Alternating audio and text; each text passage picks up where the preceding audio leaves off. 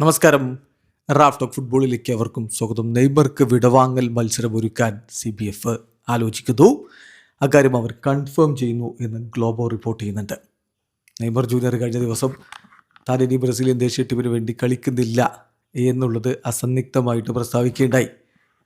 Santos versus യൂണിവേഴ്സിഡാഡ് മത്സരത്തിന് ശേഷമാണ് mixed സോണിൽ വെച്ച് അങ്ങനെ അദ്ദേഹം പറഞ്ഞിരിക്കുന്നത്. വേൾഡ് കപ്പ് കഴിഞ്ഞ ഉടനെയും അദ്ദേഹം ഇനിയില്ല എന്ന തരത്തിൽ സംസാരിച്ചിട്ടുണ്ടായിരുന്നു. അപ്പോൾ അദ്ദേഹം വീണ്ടും അത് കൺഫേം ചെയ്തിരിക്കുകയാണ്.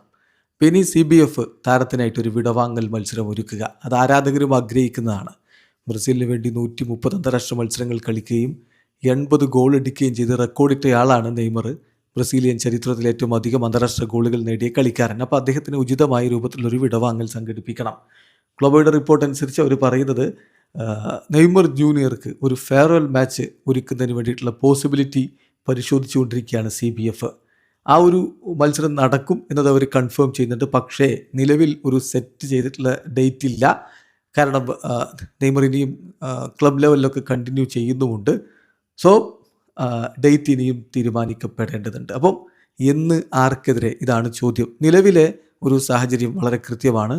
ബ്രസീൽ അടുത്ത സെപ്റ്റംബർ ഒക്ടോബർ ഒരു സൂപ്പർ ഫിഫ ഡേറ്റ് ഉണ്ട്. ആ ഫിഫ ഡേറ്റിൽ ഓസ്ട്രേലിയയിൽ പോയിട്ട് മത്സരങ്ങൾ കളിക്കുന്നു. പിന്നെ ഇന്ത്യയിൽ വന്ന് കളിക്കാൻ വേണ്ടിയിട്ടാണ് അവർ ആലോചിക്കുന്നത്. അത് കഴിഞ്ഞ് നവംബറിലാണെങ്കിൽ അവർ സിംഗപ്പൂരിൽ പോയിട്ട് കളിക്കും എന്നാണ് ഇപ്പോൾ ലഭ്യമായ വിവരം. അങ്ങനെയെങ്കിൽ ഈ വർഷം നെയ്മറുടെ വിടവാങ്ങൽ മത്സരം ഉണ്ടാവില്ല എന്ന് വേണം മനസ്സിലാക്കാൻ. കാരണം വിടവാങ്ങൽ മത്സരം സ്വന്തം മണ്ണിലായിരിക്കും നടത്തുക എന്ന കാര്യം ശ്രദ്ധിക്കണം. ആരാധകരോട് വിട പറയാൻ വേണ്ടി ബ്രസീലിയൻ മണ്ണിൽ കളി നടക്കുമ്പോഴാണ് നടക്കുക. അപ്പോൾ അതുകൊണ്ട് തന്നെ അടുത്ത മാർച്ച് മാസത്തിൽ 2027 മാർച്ച് മാസത്തിൽ ബ്രസീൽ സ്വന്തം മണ്ണിൽ ഫ്രണ്ട്ലി മത്സരം സംഘടിപ്പിക്കുമ്പോൾ നെയ്മർ ജൂനിയർ വിടവാങ്ങും. സ്വാഭാവികമായിട്ടും യൂറോപ്യൻ ടീമുകളെ ഒന്നും ലഭ്യമാവാത്തൊരു സാഹചര്യം ഇപ്പോൾ ഉണ്ട്. അതുകൊണ്ട് തന്നെ ഏതെങ്കിലും ലാറ്റിൻ അമേരിക്കൻ ടീമോ ആഫ്രിക്കൻ ടീമോ ഒക്കെ എതിരാളിയായിട്ട് വരാനാണ് സാധ്യത. വീഡിയോ അവസാനിക്കുന്ന ഫുട്ബോൾ ലോകത്തെ കൂടുതൽ വിശേഷങ്ങളുമായി റാഫ് ടോക്സ് വീണ്ടും എത്താം.